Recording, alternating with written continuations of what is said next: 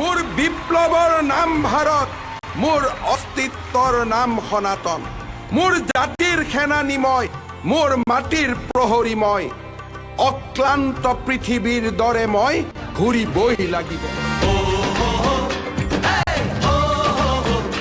জন আশীৰ্বাদ যাত্ৰাত জনসমুদ্ৰ, সৰু পথাৰৰ পৰা ষষ্ঠ দিনৰ জন আশীৰ্বাদ যাত্ৰা। সৰু পথাৰ, গোলাঘাট, খুমটাই, দেৰগাঁও মুখ্যমন্ত্ৰী হিমন্ত বিশ্ব শৰ্মাৰ নেতৃত্বত বিজেপিৰ জন আশীৰ্বাদ যাত্ৰা।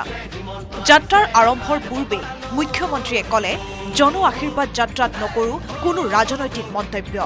সৰু পথাৰ পৰা দেৰগাঁৱলৈ যাবৰ বাবে চেষ্টা কৰিম, ৰাইজৰ আশীৰ্বাদ বিচাৰিছোঁ। মই আশীৰ্বাদ যাত্ৰাত ৰাজনৈতিক কথা নকওঁ, মাত্ৰ ৰাইজৰ আশীৰ্বাদ লাগে। অভূতপূৰ্ব সঁহাৰি, নিশাও মুখ্যমন্ত্ৰীলৈ জনতাৰ অপেক্ষা। দৈনিক 12-13 ঘণ্টাকৈ যাত্ৰা। এক প্ৰকাৰৰ অসমৰ ৰাজনৈতিক ইতিহাসত নজিৰ সৃষ্টি কৰিছে মুখ্যমন্ত্ৰী হিমন্ত বিশ্ব শৰ্মাৰ নেতৃত্বত হোৱা জন আশীৰ্বাদ যাত্ৰাই। শনিবাৰে ষষ্ঠ দিনৰ জন আশীৰ্বাদ যাত্ৰা সৰু পথাৰৰ পৰা আৰম্ভ কৰে মুখ্যমন্ত্ৰীয়ে। মুখ্যমন্ত্ৰীক সংগ দিয়ে ৰাজ্যিক বিজেপিৰ সভাপতি দিলীপ শইকীয়া, কাজিৰঙাৰ সাংসদ কামাখ্যা প্ৰসাদ তাছা, সৰু পথাৰৰ বিধায়ক বিশ্বজিৎ ফুকনে। বিগত কেইদিনৰ দৰে সৰু পথাৰতো একেই দৃশ্য। মুখ্যমন্ত্ৰীক এবাৰ লগ পাবৰ বাবে হাজাৰ হাজাৰ লোকৰ সমাগম।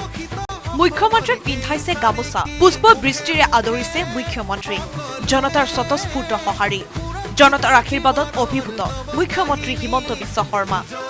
জন আশীৰ্বাদ যাত্ৰাৰ বহু দৃশ্যই লাভ কৰিছে বিশেষ চৰ্চা।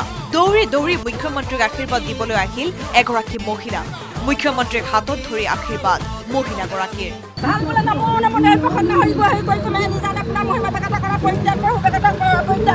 আজি বোলে এয়া মাননীয় মুখ্যমন্ত্ৰী ডাঙৰীয়া বোলে আজি সকলো ৰাইজৰ বোলে হৈছে ভালকে যাতে ইলেকশ্যনত জয়যুক্ত হ'বলৈ কৈলাশৰ পৰা আশীৰ্বাদ কৰিবলৈ ৰোগ ৰোগাদি বিপদ বুজি আছে সকলো দূৰ কৰি সেইকে মানে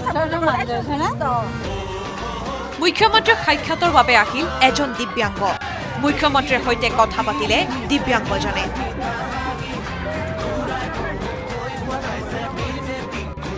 শুকুৰবাৰে নিশা পঞ্চম দিনৰ জন আশীৰ্বাদ যাত্ৰা সামৰণি পৰিছিল মাহমৰাত।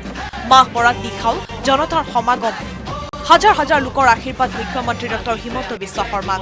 এই আশীৰ্বাদে এতিয়া বিজেপিৰ বাবে হ'ব পাৰে নিৰ্বাচন জয়ৰ ব্ৰহ্মাস্ত্ৰ। Bureau' report, news 18 Assam north east.